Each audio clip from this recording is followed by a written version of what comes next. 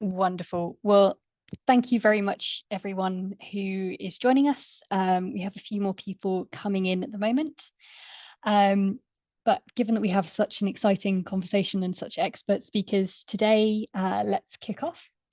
I wanted to start off by saying thank you to everyone, both participants and speakers, for joining us today. My name is Rosie Tasker. I'm the Global Advocacy Manager here at the Union for International Cancer Control, and I have the pleasure of working with members around the world in preparation for the upcoming UN high-level meeting on UHC. The conversation today forms a really exciting part of the work that's taking place, and I think we all recognise the critical importance of shifting the stage of cancer diagnosis to capitalise on what we like to think of as a triple win. So not only do we have better chances of survival and fewer side effects for patients, but we also have lower costs for individuals, communities, and health systems as they take over the responsibility of financing cancer services. So when we think about universal health coverage, early detection and screening provides such a valuable and cost-effective set of interventions. In 2019, the political declaration mentioned the importance of access to diagnostics. And it's great to see that in the latest version of this year's political declaration on UHC, we have the first ever reference to screening for cancer and NCDs. When brought together with really strong, accurate and engaging information for patients on cancer signs and symptoms and how we can prevent cases, it gives us a really, really strong foundation. But words in a document aren't quite enough.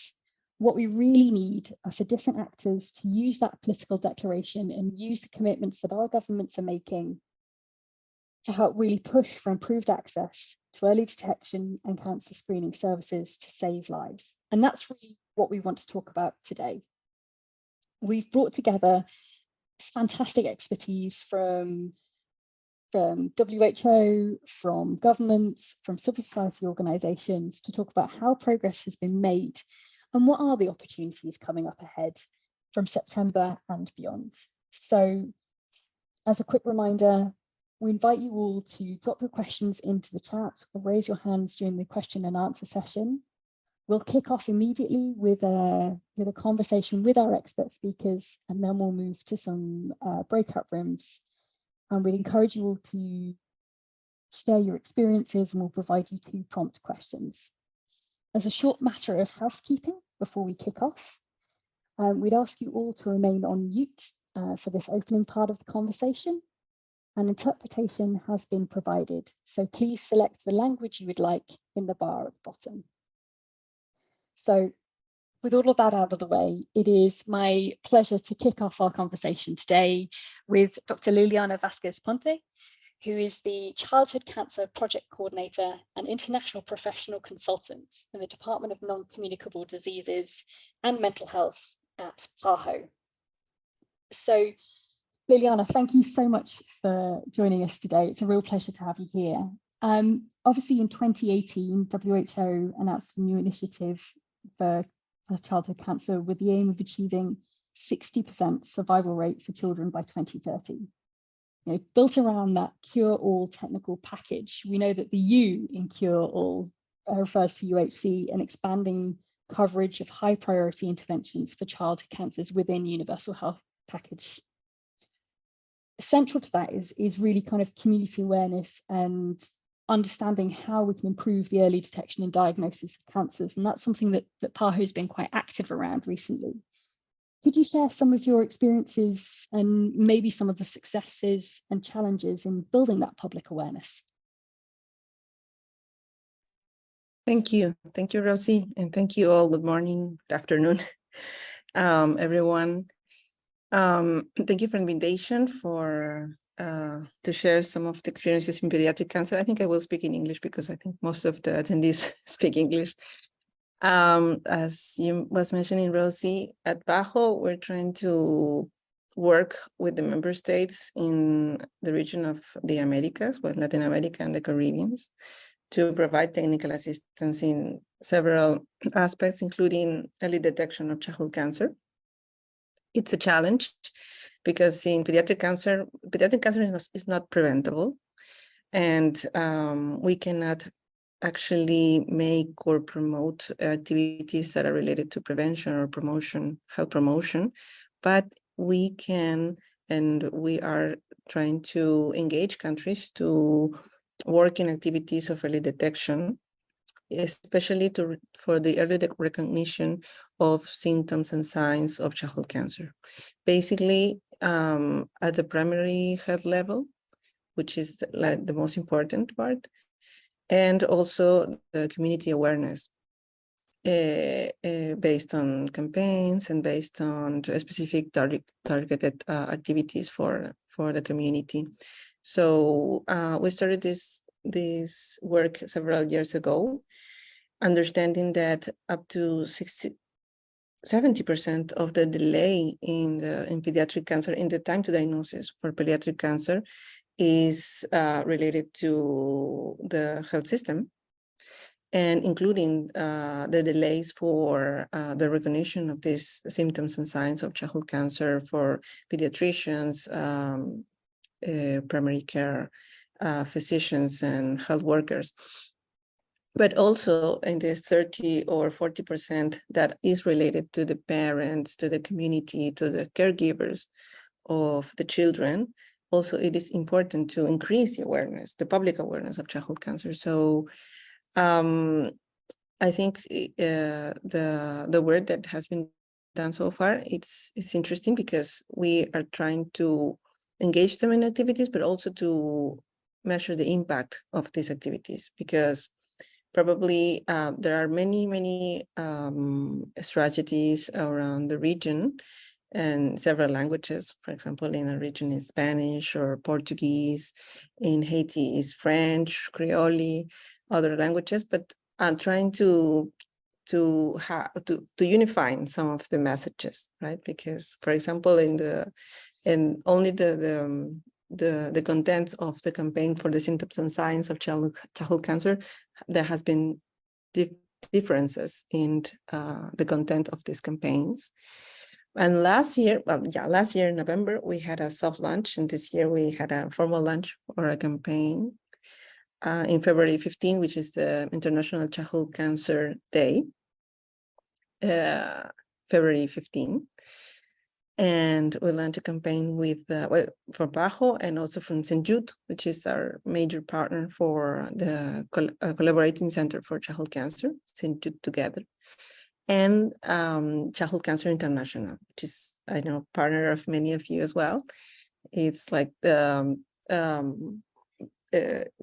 joining many of the foundations and the parents associations around the globe related to childhood cancer. So Childhood Cancer International has a branch in Latin America, which is called CCI Latam. And together we launched a communication campaign to promote awareness for childhood cancer. There was a really interesting experience. Probably we will be able to share a link of the campaign. We made several materials, including a song and including early detection materials for posters, for educators, for primary health physicians, based on these contents. And it was validated by a original working group formed by more than 210 professionals around the region in Latin America and the Caribbean. And the experience that we had is that we are trying to measure how is the impact on this, also associated with other types of interventions that are has been done in the countries to reduce the time to diagnosis, the time to treatment, and ultimately to improve survival of children with cancer. As you just mentioned, the goal of the global initiative for childhood cancer is to increase the survival up to 60% towards 2030. The idea is to increase the number of saved lives of children with cancer up to 1 million. And for the region, it's almost 20% of that, considering the number of cases that we have in Latin America and the Caribbean, and the region of the Americas. So one of the main points that we're trying to focus is early detection of childhood cancer. As I was mentioning, the first component that is mostly related to the health systems and with training of healthcare workers, and with emphasis on primary care providers, essential workers, community leaders, decision makers also, that needs to be, to have this information about early detection. And on the other hand, also the community, teachers, educators, parents, caregivers, the communities, community, and especially in South America, we're working very hard with the Andean region, which identifying the mortality and morbidity of childhood cancer. We see that the Andean countries, for example, have a higher mortality, even compared to the average of the region. And that means that, for example, countries like Peru, Bolivia, Colombia, Venezuela, Ecuador will have an increased mortality for childhood cancer. So there is an important partner in the Andean region, is the Andean Regional Health Organization or organism, ORASCONO, and we're now working also based on this campaign that we launched last year and early this year to focus and to adapt these materials, these contents, to the communities from these Andean countries, considering that there are many challenges for the communities, the indigenous communities from the Amazonic communities, and that the types of materials will be different, right? Because of the availability of those types of materials. So it's an interesting project that is ongoing now, and we count on we're having the support of 6 governments of these 6 countries, including also Chile, to run a sub-regional campaign for the general population, but also for healthcare workers in childhood cancer.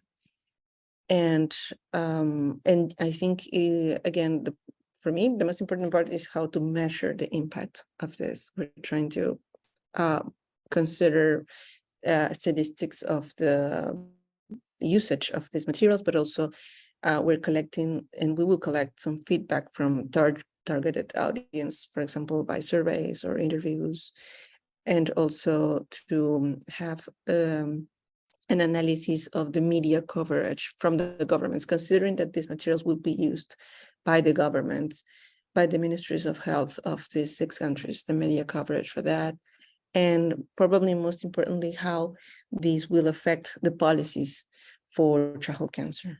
I think every year we are trying to improve the number of countries that have define reference systems for cancer, including childhood cancer, and we're trying to improve also the number of countries that have a national policy for early detection of cancer in general, but also childhood cancer. And this is one of the indicators that we're trying to include in this project as well. So yeah, basically that's my comment. Thank you. Fantastic. Thank you so much for that, Liliana. That's really interesting to hear. Also around, we hear a lot in the UHC discussions around countries needing to work more closely together. So it's excellent to hear about kind of the collaboration across the Andean region, and the engagement of governments in this process, particularly around kind of developing kind of plans specifically that include children and recognize some of the additional challenges that kids with cancer and their families are facing. One thing that really sort of jumped out to me was you mentioned loads of different sort of partners and kind of stakeholders who are getting involved in this process, and hopefully that's going to make it much stronger. We have very different actors around the call today, and so I wanted to ask, from your experience, how important is it to engage these different stakeholders, and what different roles can different partners play? I think there are lots of people who have a lot of interest, so it would be great to hear from you about kind of how we can play to the strengths of different interested parties.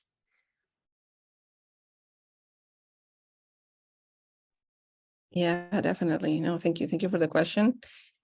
I just shared also the link of the campaign if you're interested in getting to know more about that. And I think what you just mentioned is very important. To have the participation, the involvement of several stakeholders is key. In our case, considering that it's children, pediatric cancer is like sometimes it's in the middle of cancer and pediatrics. And that is interesting also because we're for the ministries of health, for example, we're in the middle of different departments of division within the Ministry of Health for child health or non-communicable diseases or cancer. So the work has to be very multidisciplinary. It has to be very, participative with all different stakeholders and partners. In our case, for example, we're always trying to engage all the actors that have a close relationship with the ministries of health. One of the key actors that I was mentioning before was the ORASCON, for example. In the case of Central America, Comisca is also very important and very key to involve. We have worked, Bajo has done an important work with Comisca previously to publish, to launch, and after that to implement sub-regional Central American policy for childhood cancer, for example. That includes also some activities for pediatric cancer that has been developed in El Salvador, in Panama, in Dominican Republic, for Central America. And I think those partners were very, very important, since there are like these consortiums of ministers of health, or are very participative from the ministries of health, but also from the civil society. I mentioned Childhood Cancer International as a main partner and actor related to WHO, but also many foundations from each country that are part of this work. Actually, when we launched this campaign, we facilitated provided the materials for other foundations that would like to include them in their websites or in the social media channels, to promote and disseminate this information, to put their logos in there, which is fine. I mean, to try to use this information. And from the foundations, it's a very strong, they're very strong stakeholders, the parents associations that also part of the civil society. And from my experience, also the academic societies are very important stakeholders for the countries, that are a very important voice of the community of pediatric oncology, for example, right? Or the pediatrics, or the oncology voice that brings also technical support for these activities in the countries. And yes, and also to mention that based on this involvement of the different stakeholders, we started in 2021 to form a regional working group for early detection with several goals or objectives for these 3 years, 2021, 2022, and 2023. And for that, we launched a virtual course for childhood cancer in the virtual campus of Bajo. And we've thought that this work with the regional group was very important, because it motivated several countries to take the course, or many professionals to take the course, to have this training for early detection of childhood cancer. So far we have more than 100,000 participants in the childhood cancer courses. And I think it's really impactful to see that we can make a difference and in the training, in providing some evidence-based contents for childhood cancer to the providers, to the health providers in the region, but it's open to anyone around the globe. And basically a lot of participations from Mexico, from Ecuador, from Colombia, that are being part of this course. But also this involvement of the actors allowed us to work in a regional snapshot for the diagnosis of childhood cancer that includes important data of what are the resources for, in Spanish, for example, national guidelines for early detection of childhood cancer, or like this course, other courses in the region, or materials for parents that are also important. Those types of resources are part of this snapshot. And finally, the campaign that was developed with the regional group that was formed not only by pediatric oncologists or physicians, but also many stakeholders from the foundations, from CCI, from the parents associations, and from St. Jude, from ORAS, from Comisca. So it was an interesting job, an interesting work. And I think what I think is most important about the Global Initiative for Childhood Cancer, considering specifically the early detection, is that this is a work that we're trying to promote a South-South collaboration, right? Like there are other countries, there are some countries in the region that has a very strong work from many, many years ago in this topic. One example is Chile, for example, with the National Childhood Cancer Program. It has almost 40 years. Brazil, Argentina, they have very strong programs that include early detection activities or strategies, and we need to learn from them, and where we need to collaborate more, like this based on this South-South collaboration, because not all countries are in the same level, but we're trying to not start from zero, but start from at least 1 point, and to learn from the experiences that we have in the same countries that are similar to us, to our countries. Thank you. Fantastic. Thank you so much, Liliana. And I think there's such a wealth of information there. And I think particularly when we're, as you say, when we're looking at kind of as civil society actors, not only how to get involved in these campaigns, but our broader advocacy around UHC, being able to look to neighbouring countries and learn, as you say, to start from somewhere, not from nothing, is so important. And I know that there's, that's one of the wonderful things about kind of our global cancer community, is that kind of wealth of information and knowledge sharing. And it's amazing to know about the online course as well, and this wealth of materials that people can kind of pick up and use, but also the willingness of governments and of PAHO to kind of pick up and collaborate with civil society organizations who have these track records working on these topics. So thank you so much for sharing that, and I'm sure there will be many questions if you're happy to join us to the top of the hour to help respond. But kind of picking up on that sort of collaboration across the Americas, Carolina, I'd like to come to you if I may. Liliana mentioned some of the great work that's been taking place in Chile to sort of support childhood cancer, but I know that Chile has been working across the cancer control spectrum to move from some of those global commitments to kind of much more concrete kind of national action. And so could I ask you to share a little bit about some of your time as a senator in Chile and as a cancer control advocate, about kind of how has that process been taken forward?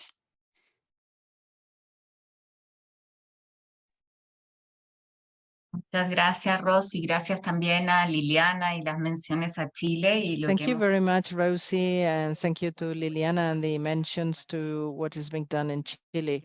And I have been lucky enough to work in cancer from the parliament. I was a member of parliament and a national Chilean senator for 16 years. And from there, I have been working on the law on cancer with the aid of a foundation, the foundation of the National Cancer Forum. I'm participating in it already.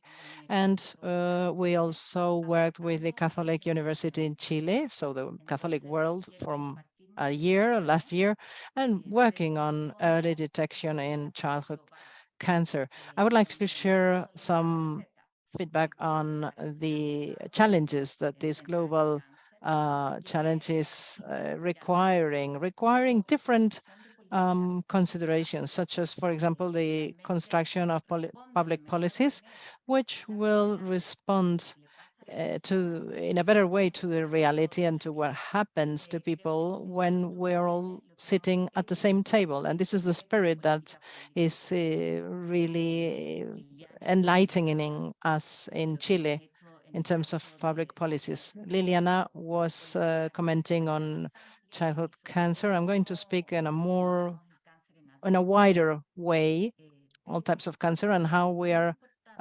focusing on the work on cancer altogether. When we speak about cancer, it's important to say that we never start from scratch. We never start from zero. In our region, our countries make decisions that depend on the political color and the political cycle of the legislation that is in power. There's a new minister, for example, or a new president that changes the political color, and then priorities change.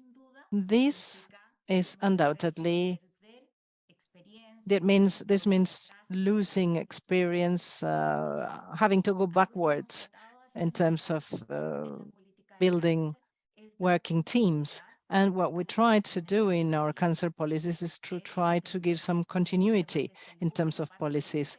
We need to understand that health systems do not start from zero, and these decisions are built upon what is already being done in the past. You could see Chile's history, and you could see how we started in 1987 working with cervical and uterine cancer. Then in 1995, we implemented the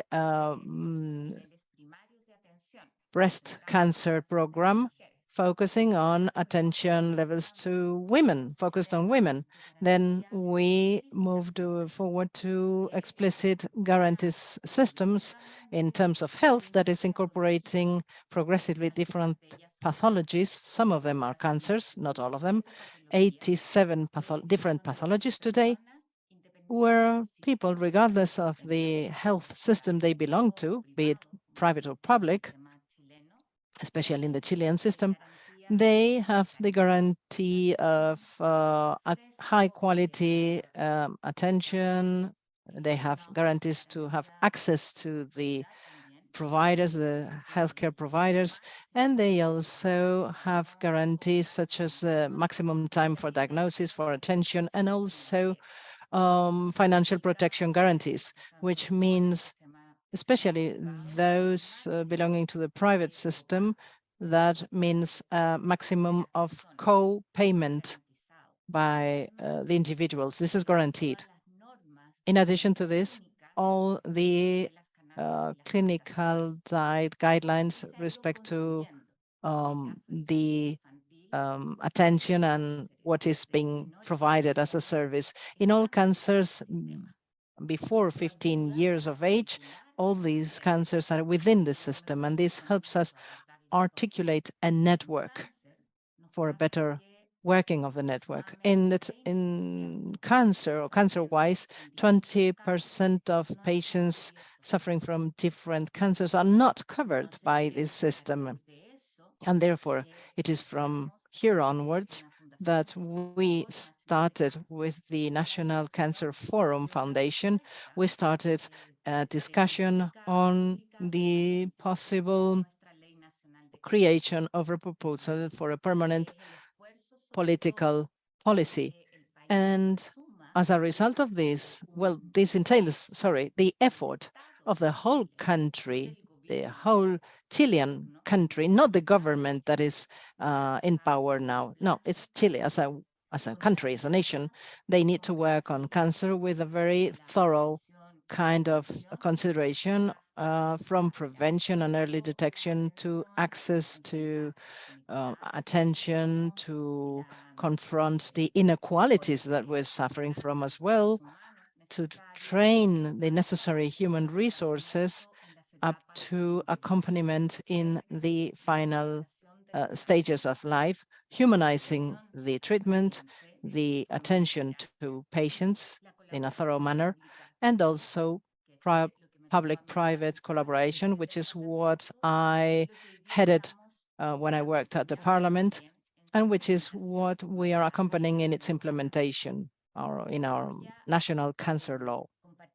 I am going to share my screen so that you will see a presentation on some data and the structure that in the case of Chile, we had.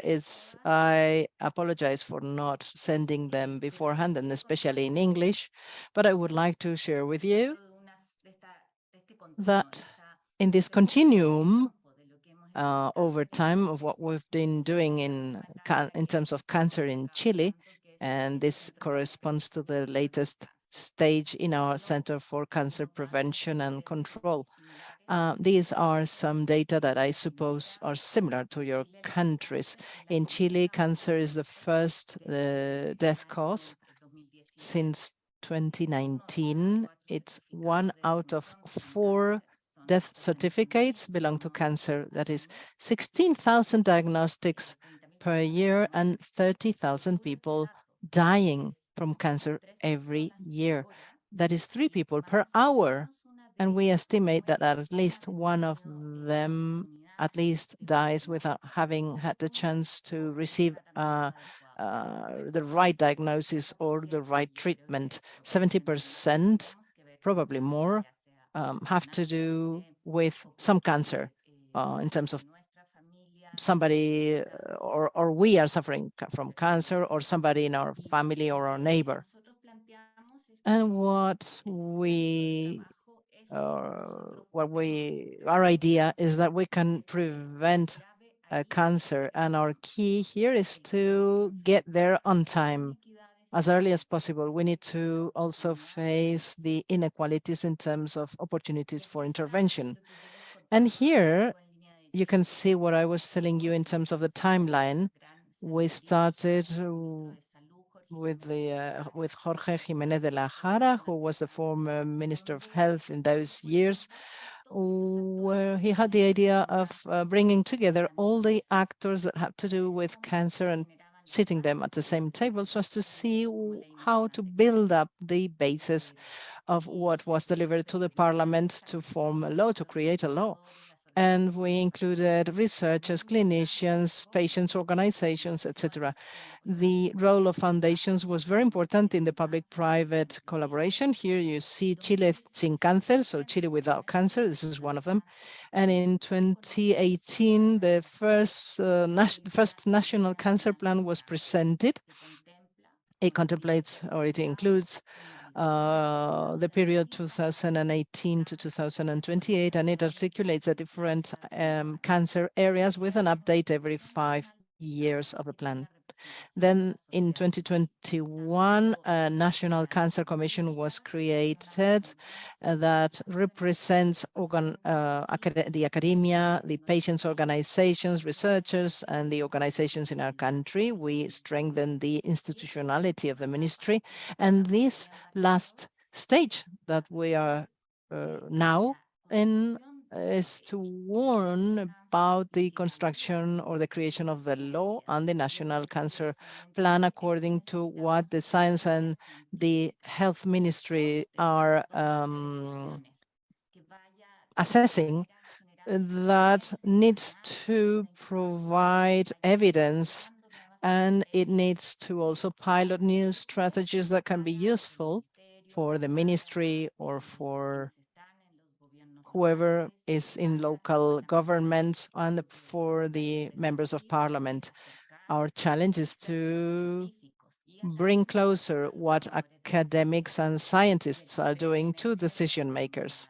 or to the decision makers' work. And here you can see the structure that we have in the SECAN, which is the Center for the Prevention and Control of Cancer in Chile, which is a project that has public funding of the largest funds by the Minister of Science in a project that has in a 9-year project, sorry. And here we have the main universities and the public center that researches cancer in Chile, with the main public policy actors, the International Advisory Council, the National Advisory Council, and as I was saying, the Public Policy Council, with this council that is that I'm leading, and that looks for this consensus between the different or among the different parties and stakeholders. Maybe you know the National Advisory Council led by Jorge Jimenez. In 5 lines, it is looking for an interdisciplinary consideration of cancer. Firstly, tackling the prevention and inequality reduction. The second phase is optimizing patient care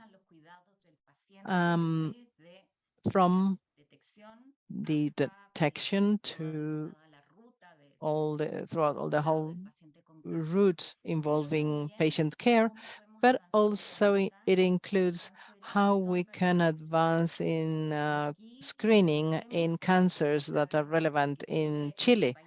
You know that Chile is the longest country in the world and the narrowest at the same time. And we have a geography that is rather different to every other geography. And here we have prioritized the most relevant cancers by regions, so as to be able to pilot the messages, assess the messages, and see how cost effective they are.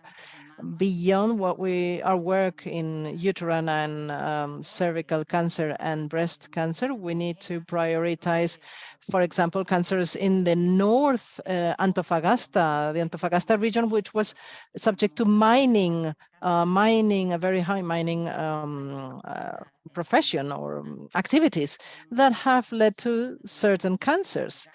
And also in the south, in the Maule region, where we have the highest incidence of gastric cancer at the south of Santiago, where we have many more gastric cancers. And there we are going to pilot Helicobacter pylori bacteria eradication strategies. And we by different ranges of age, but always focusing on gastric cancer. And in the very southern area of the country, not south of Santiago, but south of the country, we have a very relevant incidence of vesicle cancer, where we have recognized or acknowledged this incidence. And we wanted, well, when I said vesicular, is gallbladder cancer. And there is another line that has to do with biomarkers, innovation, availability of the databases. The fourth line has to do specifically with public policy topics and proposals.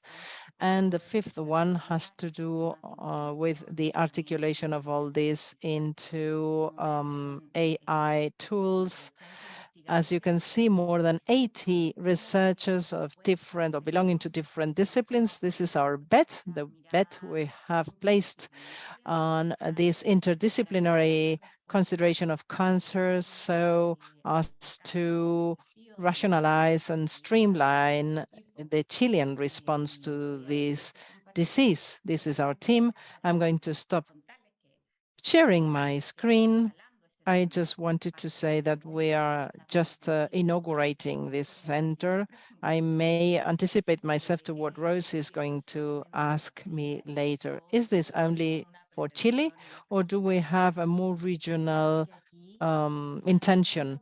And here I would say that this offers a great opportunity because this is so innovative and we can get out of our comfort zone thanks to this.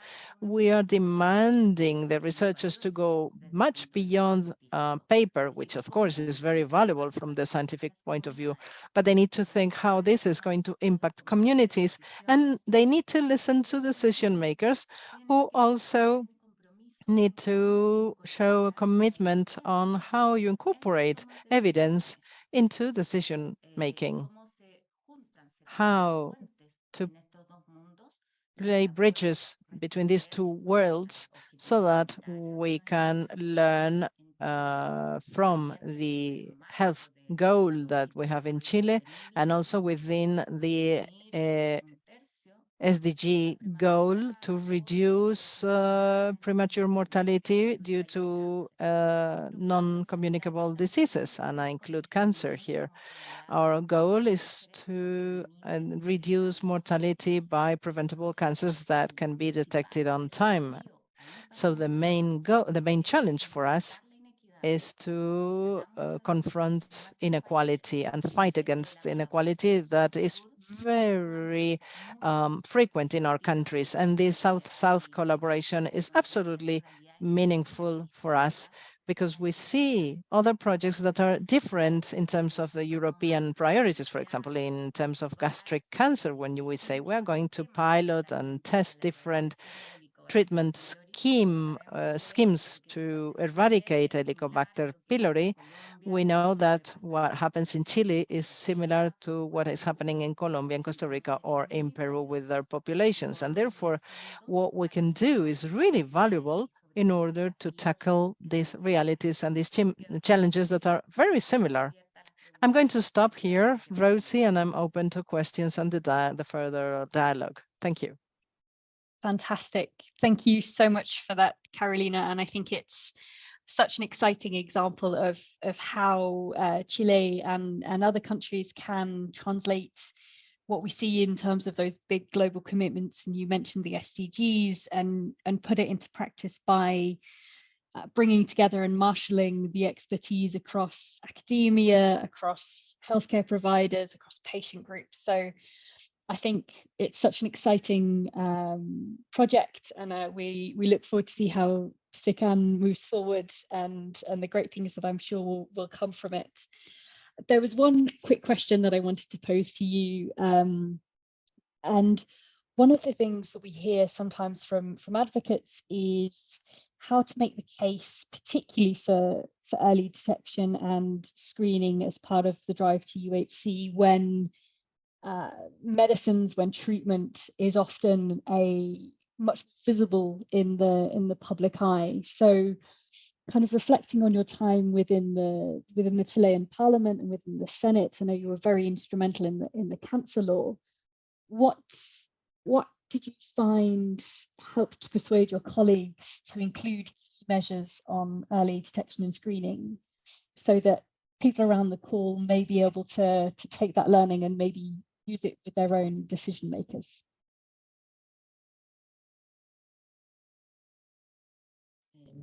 Es cierto. It is true that many times the emphasis is focused on the last part of the treatment, and the pressure by patients groups or association is to have access, which is very legitimate, of course, the most universal access to the latest technologies and drugs that are very expensive normally, or many times. I'm also an economist and an expert in project assessment, and according to the logics, of course, if what you allocate to those drugs, you could allocate it for endoscopies or mammographs, to buy mammographs, or to bring closer possibility of this compulsory vaccination program for children. In the case of HIV, for example, this is more costly, but less, let's say, attractive or sexy, if you want. I've been in the decision-making part of the things, and there is not a single recipe. There are many factors that influence how countries make decisions. When I say that the effort involves having permanent public policies, bringing closer the evidence so that all this will be taken into account by the political world. In our Latin American countries, in many cases, this has a very strong association with a famous case that came out on TV, for example, or a famous case that came out on newspapers, etc. We must not forget how we work. Yesterday, I read a note in the national newspaper here on how well Chile behaved during the pandemic. And this was precisely because we put at the leading, occupying the leading roles, those people that were having a lot of experience, a lot of expertise on these medical topics. They were together speaking with the president and the minister of health, and they strengthened the health authorities so as to establish priorities. The second point, or the second thing, is to be able to deliver better information. And part of the effort that we are making in SCAN is strongly connected to figures. And sometimes we have the idea that the screening programs need to be massified or must-made. In Chile, recently, it was established by law that medical prescription was not necessary for mammographies because it seemed to be an obstacle so that women would have access to mammographies. Today, by this guarantee system that we have, that I mentioned, we have a free mammography without any cost from 50 years of age onwards for women every 2 years. But if you do not belong to that part of population, you need to, or in the past, you had to go to the doctor and have a prescription. This is in order to facilitate the access to mammography. But sometimes we can overconsume mammographies. And there is an expense that we could rationalize better. We could put figures or attach figures to that. And this is very valuable. It's not about only bringing screening closer or having better indicators, but it is also about guaranteeing what happens when a person has an effective risk of having a cancer. If, for example, my mammography is altered, I want to include that woman in the health system, and I want her to have access to a basket that is funded for everyone in Chile. And therefore, I think it is of utmost importance to have data and be open to the fact that not all territories are the same. We know that screening or lung cancer is not justified in the whole of the country, but due to the concentration and the risk of people living in that mining area in the north of the country, we do think it is worthwhile to measure that. And we're investing as a country in that particular thing, which is different than other things that are happening in other territories. And therefore, the more information we have to be more efficient when it comes to getting to the people that will be more benefited, the better. But putting early detection as a priority has to do with a cultural change in the mindsets. And we need to insist in terms of cancer and in terms of health as a general thing, as a whole, sorry.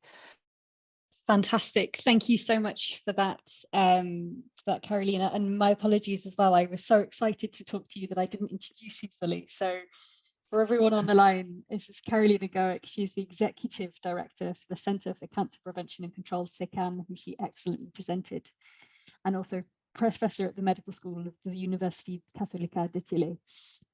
Carolina, thank you so much for that. And you've provided an excellent bridge to our next speaker as well, who is Ms. Hamida Kitab, who's the Secretary General to the Association LML in Algeria. And Hamida, I wanted to sort of pick up on your very unique experience. And one of the things that both Carolina and Liliana have mentioned is the importance, particularly within UHC, of making sure that policies and programs address inequities, and that where and how governments are investing, particularly in early detection and screening, is hitting those populations who are at high risk and who really need those services. I know that you did a lot of work on this, particularly when it comes to mammography in Algeria. And so could you talk us through the work that you have been doing and the success that you've had so far?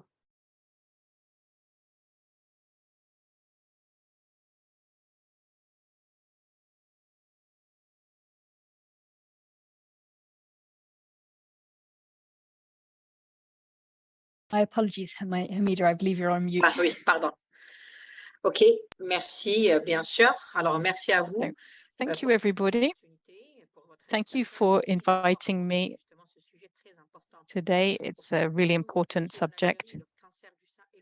In Algeria, breast cancer is the #1 cancer in women, and we have 15,000 new cases each year and more than 4,000 deaths each year because most women are at advanced stages.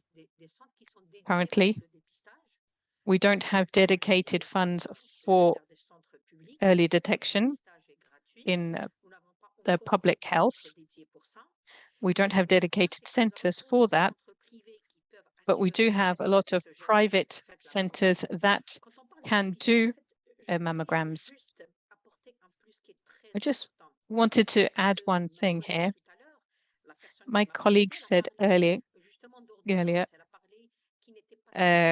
Carolina spoke about having a prescription, about not needing to have a prescription. Whether you have a prescription or not, we need women to go and see their GPs or to go and see a gynecologist or other specialist.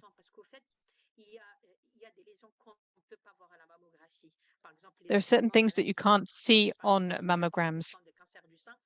For example, lesions that you're not going to see on the mammogram. So a clinical exam is really important. And that's something that we can have a prior clinical exam and then have that prescription to go on to have the mammogram.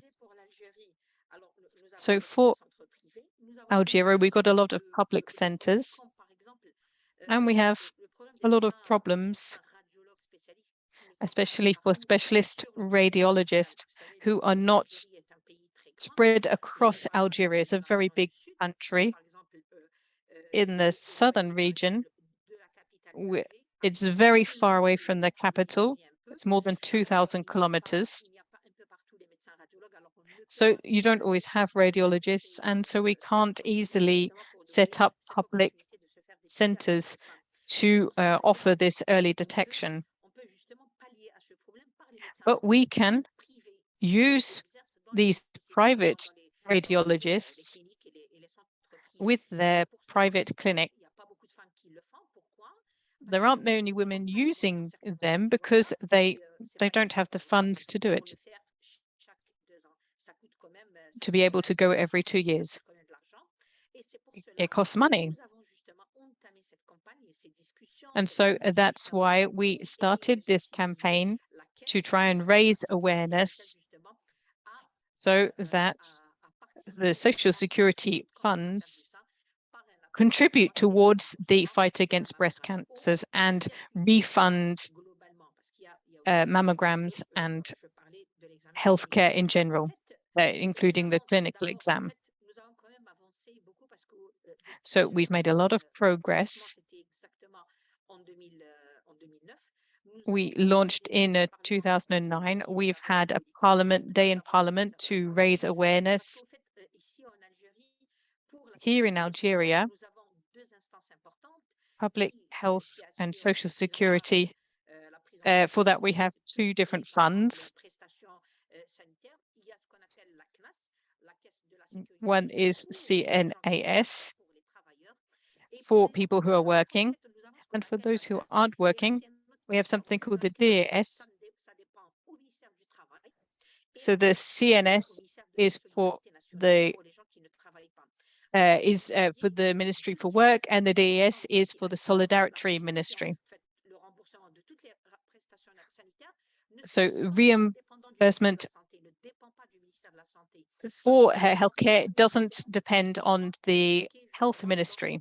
So you've got these two other ministries that are involved in public health and in the fight against breast cancer. So we had to have this day in Parliament to raise awareness. We had said that the social care minister, the health minister,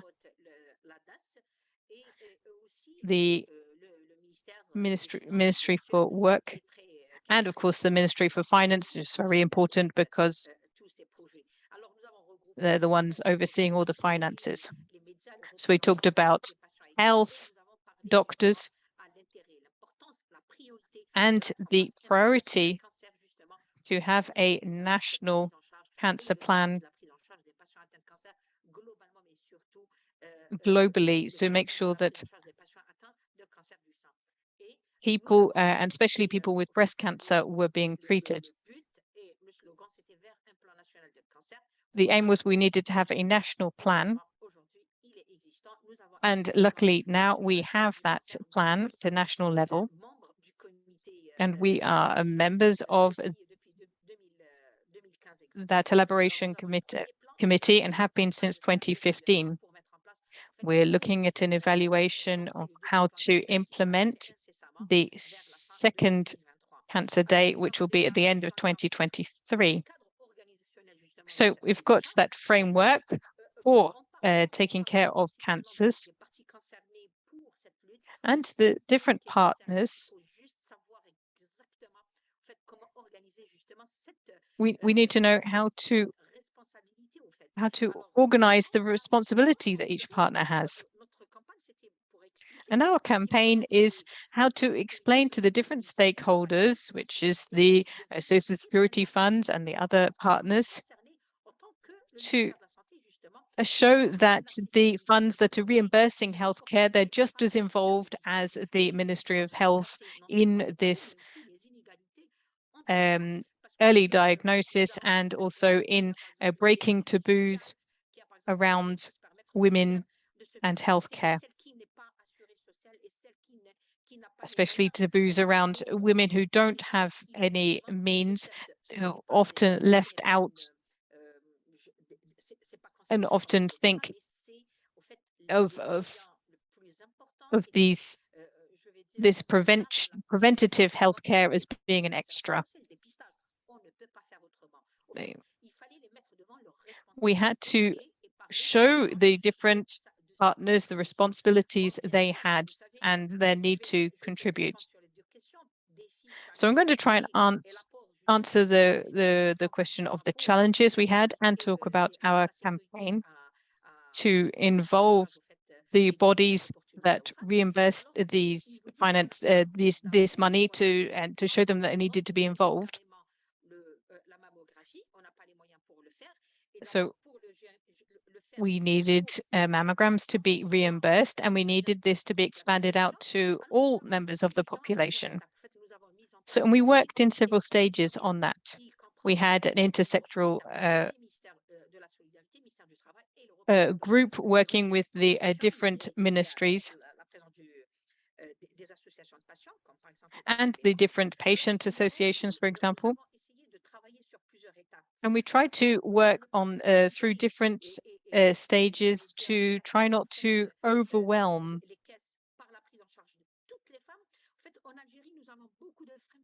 the bodies. We have a lot of women who are working in Algeria, and we tried to involve companies too, to try to make sure that women were being covered and awareness was being raised by the companies. So these companies were making agreements directly, and these companies were paying for their workers to go and get the tests. And we were able to integrate a mammogram as what we call work medicine. All women who work now systematically go and see their work doctor, who will be just have a look at their throat or have a little question, ask them if they've got diabetes or something. And now mammograms are integrated into that healthcare that they receive, and all women who are working have access to this. And that helps to take the burden, the financial burden, away from some of the other funds, so they have less to reimburse. So we also have the different public insurance schemes, the CNAS and the DAS, and we came up with formulas for the private sector so that these bodies could reimburse the private organizations. And this was something that was put in place with an Algerian bank. The project was called Wadan, which means rose. And this meant that anybody could just put a very small amount of money towards paying for health insurance. And with these very small sums that they were putting forward, they would get a mammogram, and women would also get, for example, if they had a breast cancer diagnosis while they're under this insurance, they would have full coverage, including private care, so that they would receive all the treatments that they would need for their breast cancer at that early stage. So we can't cover everybody, the whole country. So that's why we worked with these two different funding bodies, the CNAS and the DAS. And we also worked with Biskra, which is 150 kilometers from Algiers. And we set up a center for women to have early stage testing. And we could also set up telemedicine testing in Algiers for breast cancer. So we involved social security in these projects and private bodies.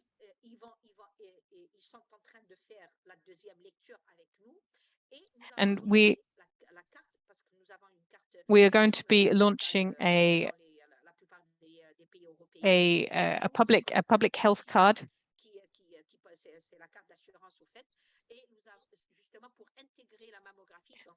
so that we can have mammograms covered again by this by these reimbursements. That's a pilot scheme that we have.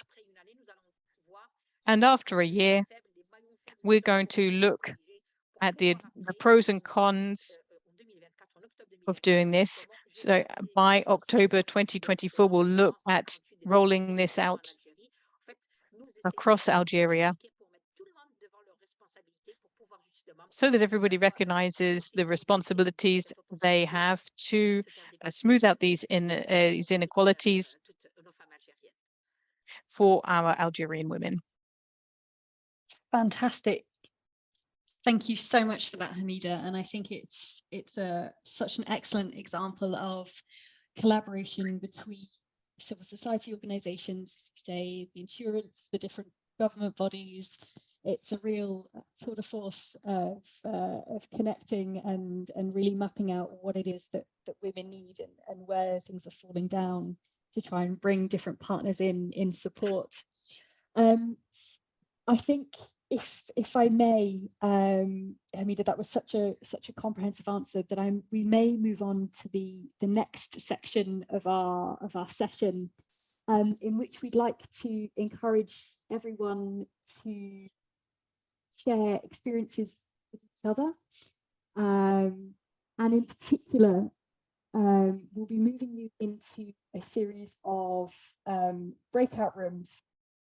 And we'd like you to sort of share your experiences with these 2 questions. What's the status of screening and early detection in your country? So what is included, what's not included, what would you like to see included? And then kind of leading into that second question, what would you like to see by 2030? As a number of people of our excellent speakers has referred to, we've got the SDGs through to 2030 and we've got UHC commitments. What would you like to see change in the next 7 years? And for UICC and on behalf of the UICC team, that's really helpful for us to know what we should be advocating for and what we should be pushing for. So in just a few seconds, you should be able to select the rooms that you would like to participate in. There's one on English, one in French, and one in Spanish. And we'll give you 15 minutes exchange or 30 minutes to exchange, which also gives our excellent interpreters a short break as well. So I'd like to invite you all to select your rooms and start the conversation. Thank you very much, everyone.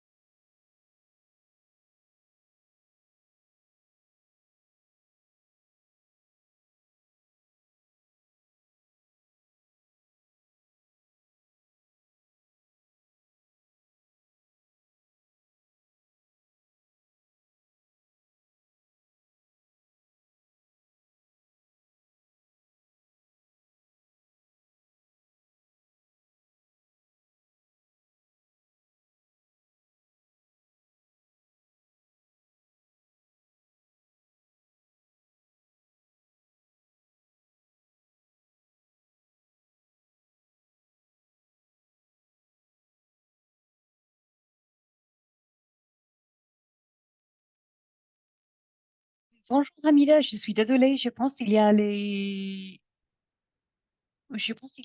autres gens qui parlent en français, mais qui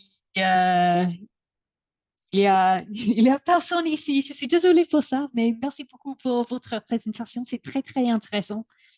Et oui, et moi, ma collègue Shonali, elle est ici aussi, mais maintenant, mais malheureusement, elle doit partir en 5 minutes. Mais merci pour la présentation. Merci Hamida, merci beaucoup pour la présentation. C'était très intéressant et très important. Oui, avec beaucoup d'informations. Je vous entends pas, je sais. Ah oui, vous êtes sur mute, c'est pour ça. Merci beaucoup. Merci à vous. Oui, et donc je vous demande, c'est peut-être, vous comprenez quand même un petit peu l'anglais ou pas du tout? Donc on peut vous mettre dans Un petit peu. un autre groupe. Qu'est-ce que tu en penses, Rosie? Donc on met Hamida dans Oui, un autre groupe, peut-être. Même pour écouter, hein? Même pour écouter, peut-être il y a quelqu'un peut-être dans le groupe il n'y a pas de souci. Pour qui le comprend. groupe anglais, Parce que comme ça, c'est un peu dommage que vous n'êtes pas avec les autres comme ça. il n'y a Mais pas de souci. en fait, on est content parce que la traduction, c'était très bien. Moi, j'ai écouté les deux aussi, espagnol, en français et puis aussi en anglais. C'était très bien. OK, parfait. Alors, je vais rejoindre le groupe en anglais. Oui, si vous voulez, c'est... OK. Alors, je vais... Oh, il a déjà. Well done, Rosie. Great job. Oh, Really thanks. good. Really Ooh, interesting. Good I'm glad. Great participation. 50 people. Well Yeah, done. we had 150 register, but quite a lot of them from But Australia, so I yeah, think but that you was never pretty get normal. you never get that. It's a very, very good turnout. Well done. Okay. Okay, I'm That's so all. sorry. I'm just No, going no, to no. jump on Atom call Good luck. now. And yeah, well done. Well done again. I'll see you Bye. tomorrow. Bye. Bye.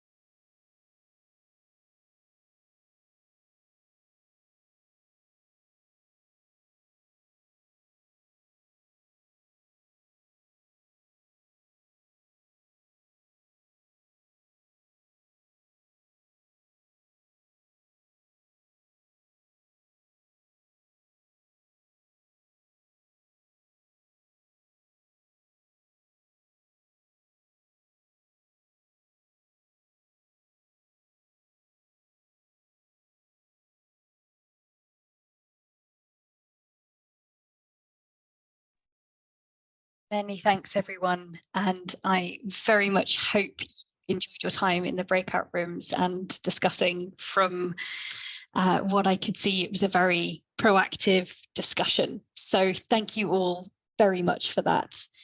I wanted to open up the floor now for questions to our speakers, but also feedback, particularly on that second question. I understand that there may be someone from the English room who may like to report back, and that we had such a rich discussion in the Spanish speaking room. So if anyone would like to take the floor, please raise your hand, or please also feel free to drop questions into the chat box. And we are delighted to hand Felicity over to you. Thank you very much. I'm coming from the English breakout room, and we got to look at the first question, which was looking at what is being done on early detection. So I gave an account of Zambia. I'm coming from the Zambian Cancer Society. I'm a breast cancer survivor myself, and I volunteer with the Zambian Cancer Society. So as a society, the initiatives we're taking to complement government is what we call a Duku Toba Breast Health Initiative. So in the Duku Toba is a combination of two words, which is a Duku, which is a head wrap, which women wear around their heads, usually when they're doing chemo, when they lose their hair. So we have to wrap up our heads. And then Toba is coming from October, which is Breast Cancer Awareness Month. So usually we would go out and roll out, you know, health talks around this time, especially in Breast Cancer Awareness Month, where we ask people to do co-op, to stand in solidarity with people who are doing chemotherapy. And during that period, we have different activities where we give out information and on the risks of getting breast cancer, and also encouraging people to go out and get screened. Of course, we don't have enough equipment in our country to cater for everybody, so it's not everyone that goes out to go and get either mammogram or maybe clinical examination. Then we had a discussion, we had Gareth from Chile, who talked about the national cancer law that they have implemented in Chile. And he mentioned that there's more screening by the private sector as opposed to the public sector. And every 3 years, a mammogram, women are encouraged to go and do a mammogram, to a point whereby every worker is entitled to a day off every 3 years to go and get a mammogram, which is a very good thing. I wished it could happen here in Zambia too. Of course, they don't, in terms of human resource, they don't have enough doctors and nurses in Chile. And we had somebody give the Chile case, so we cannot overemphasize or talk more about Chile. Then we had a submission from Mexico. Mexico doesn't have a cancer law, but they are fighting for a cancer law, and they have limited access to, I think, resources as well. Government does not believe in prevention or early detection, sadly, in Mexico, but they're fighting to change policy, and most of the work is done by the non-governmental organizations. In brief, I think that's what we discussed in our group. Fantastic. Thank you so much for that, Felicity. And I think it's, it's great to hear about where stuff's being driven forward and the different role that organizations are playing. I saw that Laura, you suggested a few people to raise their hand from the Spanish speaking room. Yes.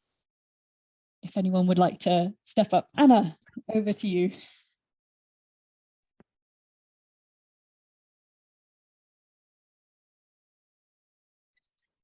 No te escuchamos, Ana.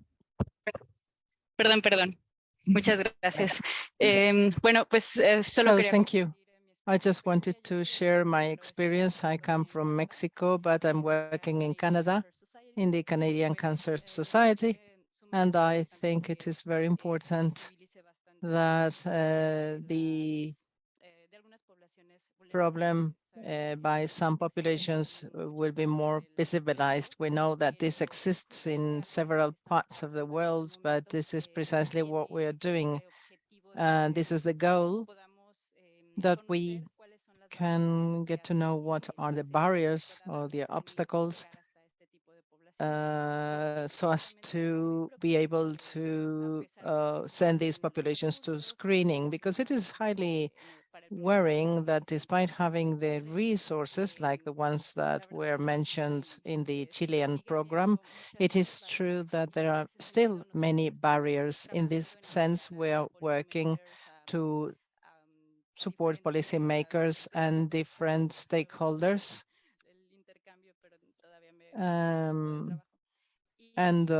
We really are happy about these conversations and knowing what other organizations are doing. To me, it is a pleasure to support the research in order to have this information, to be able to apply it and to see what are the experiences created from this activity. And obviously, so that this becomes actions by governments, because precisely this is what we are supporting the most, because this is where we see the biggest gap. So this is my contribution, and it is a pleasure to listen to all of your contributions. Thank you. Muchas gracias, Ana Karen, y muchas gracias, Daniela. Muchas gracias. Thank you very much, Ana Karen and Daniela. And I think with the last 2 minutes, I'm going to take the chair's privilege. Unfortunately, Liliana has had to step away and Hamida has had a technical problem. So Carolina, I'd like to pose the last question to you, if I may. And what is it that you would like to see change between now and 2030 in our final minutes? Sorry, I've definitely put you on the spot there.